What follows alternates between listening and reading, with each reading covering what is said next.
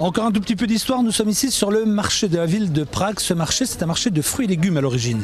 Créé en même temps que la vieille ville, c'était en 1230. Ce sont les commerçants allemands qui ont créé ce centre totalement commercial ici, en plein air. C'est très agréable de vous balader. Il est ouvert tous les jours et vous y trouvez de tout. Alors vous y trouvez forcément ces superbes peintures, hein, vous le savez.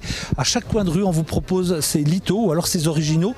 Je crois que ça vaut le coup. Si vous aimez l'art, vous allez vous plaire à Prague. Et puis il y a différents arts, et oui, notamment la bière. On parle beaucoup de bière. Pourquoi? Parce que vous le savez, la République tchèque produit sa propre bière. Donc on voit pratiquement partout des shops de bière. Ici, devant moi, vous le voyez, il y en a toutes formes.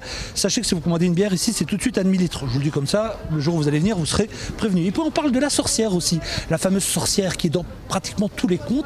La sorcière qui, dit-on, si on l'accroche dans sa cuisine, eh bien cela porte bonheur. On continue. Alors je vous parlais de ces lithos, de ces originaux tout à l'heure. C'est vrai que c'est sympa parce que tout le monde peut venir se balader en famille, en amoureux par exemple. Et puis il y a les fameux jouets en bois, les jouets en bois.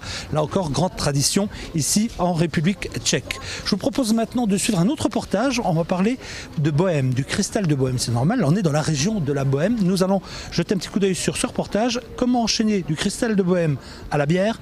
Je fais confiance à l'équipe. Jean Balcezac, Thomas Chanzy, Patrick Sampaio.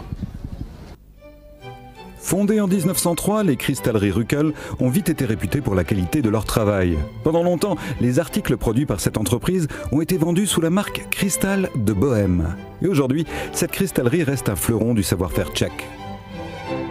La maison de Ruckel refuse d'utiliser des machines, comme par exemple en Pologne, en Chine, qui sont des concurrences les plus grandes pour nous. Et nous voulons rester à la technologie ancienne, alors soufflage à la main, tailler à la main, etc. Le cristal produit ici contient pas moins de 24% de plomb, un taux exceptionnel. Quand on mélange ce métal à du quartz et que l'on porte le tout à 1450 degrés, on obtient un cristal limpide, au tintement lumineux, qui est soufflé par de véritables artisans artistes qui travaillent 24 heures sur 24. Les articles sont ensuite découpés afin d'être débarrassés des parties superflues et minutieusement inspectés pour vérifier leur qualité. Ici, c'est pas moins de 30% de la production qui part au rebut chaque jour.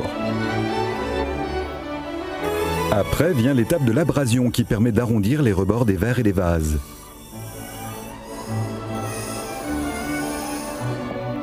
Puis on passe à la pré-gravure qui consiste à peindre un quadrillage sur les objets afin de faciliter la réalisation des motifs décoratifs. Et nous voici dans l'atelier des graveurs, le saint des saints pour la cristallerie.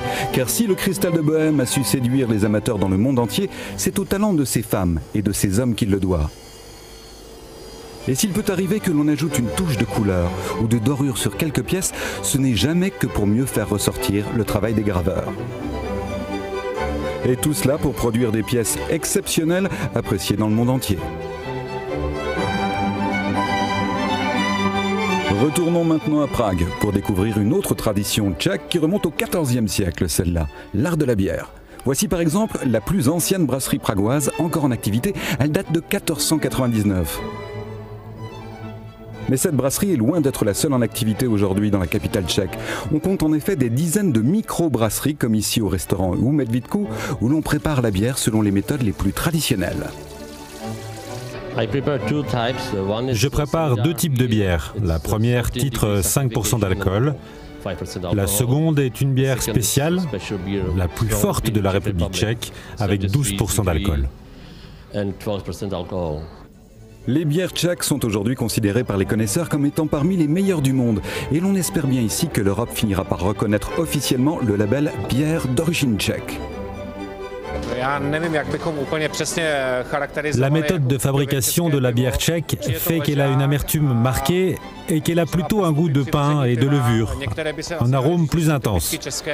C'est une bière traditionnelle de type Pils, une bière amère, excellente pour la digestion.